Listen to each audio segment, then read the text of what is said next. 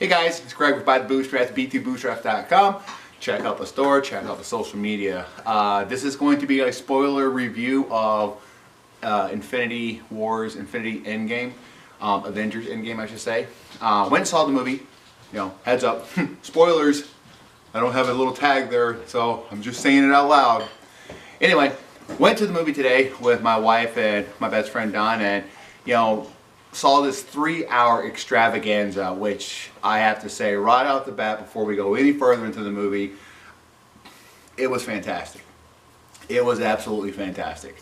I mean, there's so many things that happen in this movie, and we'll kind of break them down a little bit. I won't go through every little thing just because I can't remember it all. I actually need to go see the movie again to really appreciate what all they accomplished in this film.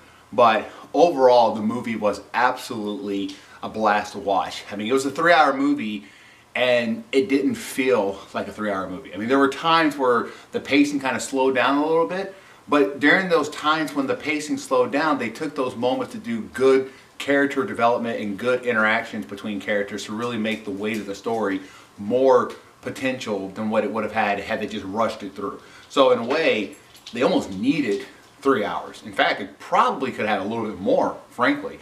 But the movie itself, in and of itself, is absolutely fantastic. And if you're not paying attention to any spoilers, and if you're not paying attention to any plot points, and if you've been, avoiding social media prior to seeing this, it's going to surprise the hell out of you. All right, there is a lot that happens that you don't anticipate. It's not Infinity Wars Part 2, right? It's not like this Thanos-driven going to battle, preparing for war. Now granted, they have a battle scene in the movie, but that's just so they can wrap up the overall complexity of the story and bring closure to what happens, right? But the movie in and of itself is not what you think, okay? So going to the beginning of the movie, it starts off, there's no title screen to begin with. I mean, that's one thing you guys need to realize. You'll have like 3 previews and then it, boom, right into the movie. And it shows Hawkeye and he's with his family and he's teaching his daughter how to shoot a bow and arrow. This is before the snap of Infinity Wars. Then, obviously, the snap happens because you don't see it. Obviously, they don't reference it, but you just see his family, whoosh, dust, like they're gone, and that's like the beginning of the movie. So Hawkeye, who is one of the better characters in this movie, honestly, he goes by the name Ronin now, and he's kind of being like a vigilante for all the 50% of humanity that's left on Earth. He's going out and he's killing, like deliberately murdering criminals, which you're like, oh my God, that's horrible. And in a way it is, but at the same time it's like, well, it makes sense. Like his mind, like he justifies it in a way that's like, no, that actually makes sense. You've already had the population take this huge devastation toll. He's removing threats to hurt other people. So he's like killing cartel members, he's killing Yakuza members in Japan and things like that. It's really interesting how he's doing that. So, but that comes in a little later. Then after the snap and after Hawkeye's family, they shows like the Avengers, they're back at headquarters. Tony Stark and Nebula are out in space and they're essentially gonna die. They run out of resources, they have no fuel. Tony Stark is recording a message to Pepper Potts on his broken armor piece. It's 21 days after the snap. Well, Captain Marvel comes out of nowhere, grabs the ship, brings it back to the headquarters.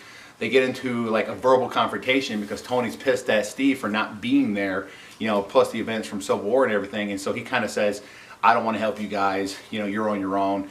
And he kind of basically breaks down. But what's cool about it is that they show Tony like in this stage in space, these 21 days, he's deteriorated, he's rough, he's beaten up, he's kind of defeated.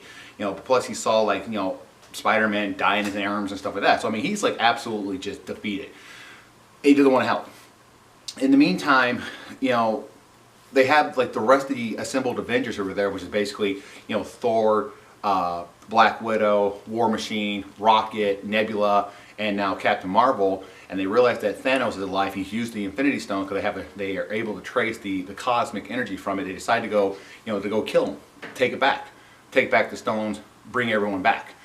Well, when they get there, they realize that first of all, Thanos is just in bad shape. His arm's all jacked up and everything. And it turns out that he used the Infinity Stones to destroy the Infinity Stones so that he couldn't undo what he did. And so right off the bat, Thor straight up decapitates his ass, and that's it, because they realize, like, oh crap, there's nothing we can do. This is permanent.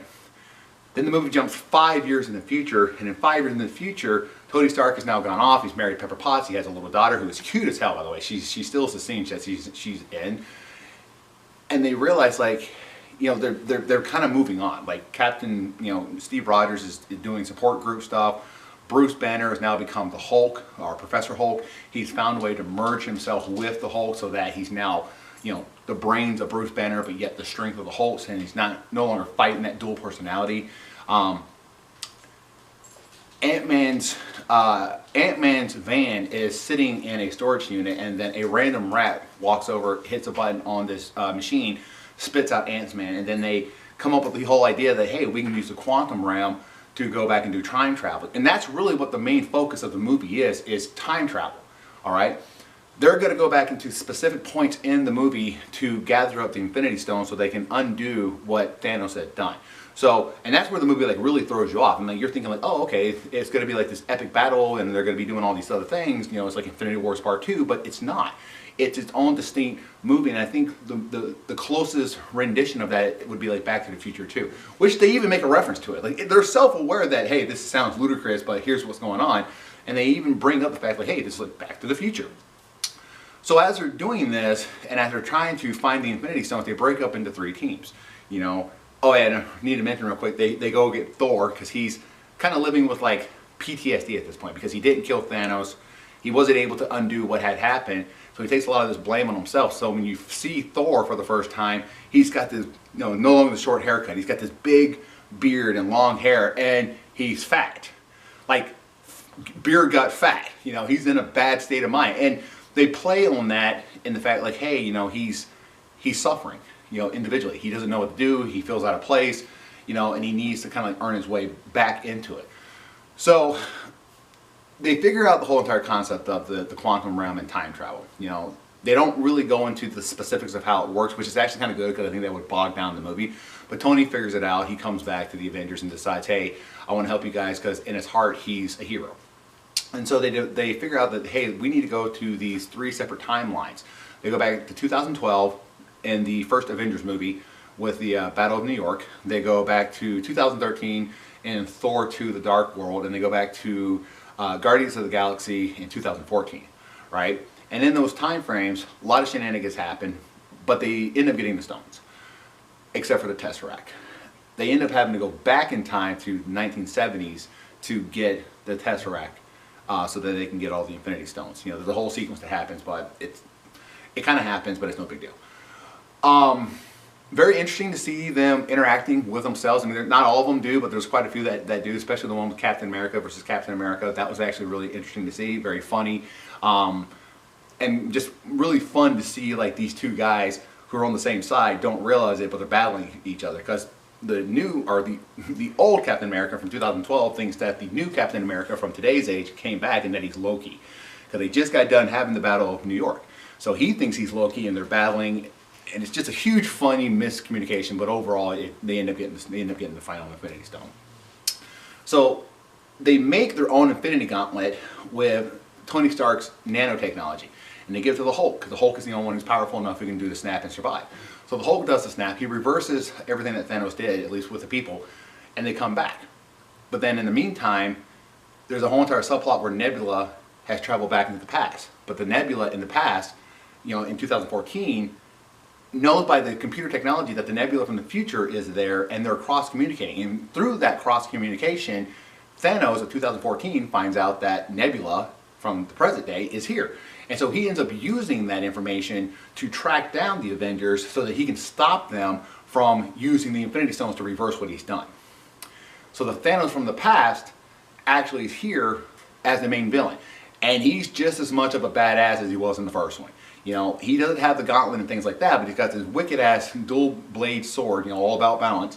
And he's just a menace and a threat. He's got his Black Order and everything. And he beats the crap out of Thor, Captain America, and Iron Man by himself. You know, and this is before everyone comes back and all this other stuff. You know, they're fighting him, and in this scene, Captain America finally gets to lift Thor's hammer.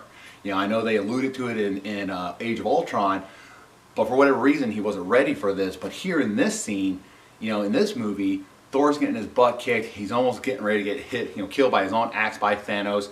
You see his hammer in the distance. All of a sudden, you know, it just flies past Thor, and you think, oh, it's going to go to Thor's hands. No, instead it goes all the way to Steve Rogers, who then takes it and then beats the ever-loving piss out of Thanos for a while. Thanos ends up beating him eventually. But in that time, you're like, holy crap. And then everyone in the theater was just clapping and cheering because it was like, oh my gosh, you know, they alluded to it, but they didn't do it. It's fan service overload. People loved it. In that fight, everyone comes back. You know, Captain America's getting his butt kicked, and all of a sudden you hear, you know, you see this portal open up, and you hear this on your left, and he turns around, and the Falcon comes out. All of the characters from the Marvel Cinematic Universe come out. It's a grandiose fight, and it's everything. If you're a Marvel fan who's been watching these movies and you're curious how it's going to wrap up, it's everything you could possibly want. They all, you know, they all are in this end battle. It's epic as hell. They end up getting the Infinity Gauntlet that that the Hulk used to snap. Tony ends up getting the gauntlet at the end, and he snaps his fingers and he kills Thanos, dusted him, dusts the entire, you know, Black Army, all that stuff. They're all gone. Thanos gets blown away, and then Tony Stark dies. I mean, that's kind of like the biggest impact of the movie is Tony Stark dies. You know, they send Steve Rogers back at the end of the movie to replace the Infinity Stones that they had gotten because they don't want to mess with the time, you know, the time continuation, whatever they call it, time field, time travel, whatever. And in that process, they're expecting Captain America to come back, but he doesn't come back. But instead, at the Tony's funeral, you know, the Falcon and the Winter Soldier, they look over and there's this old man sitting on a bench. And they go over to the bench and it turns out it's an old version of Steve Rogers. He had gone back in time, stayed in time, married Peggy, and lived out a very long life. And he ends up giving the shield over to the Falcon to be the new Captain America. Then the last scene is they pan out and they show Captain America dancing with Peggy. Very touching movie. I mean, this movie, you know, this movie has a lot of heartfelt moments. There's a scene where Tony goes back and talks to his dad, you know, and he kind of, you know, apologizes and thanks him for everything they've done. You know, Peter Parker comes back, and the first thing he does is he sees Tony, and they embrace each other, you know, and Peter's just typical Peter, just running his mouth off a million miles a second, and Tony's just hugging him like, oh my God, I can't believe you're back. I mean, the last time I saw you, you know, you were dying in my arms. And so it's really cool that they did that. The dancing scene at the end with Peggy and Captain America was really, really touching as well. So there's a lot in this movie. And they do a fantastic job. In fact, there's not really a lot in the movie that I could say that I didn't enjoy. You know, a little bit of the pacing, you know, here and there could have done, you know, could have done a little better, I think, at certain parts. There's one particular scene when they show all the female Marvel characters getting up and like, oh, we're gonna go kick Thanos' ass. I didn't really care for that one, but again, when you think about the entirety of the film, they're so minute you really can't say anything.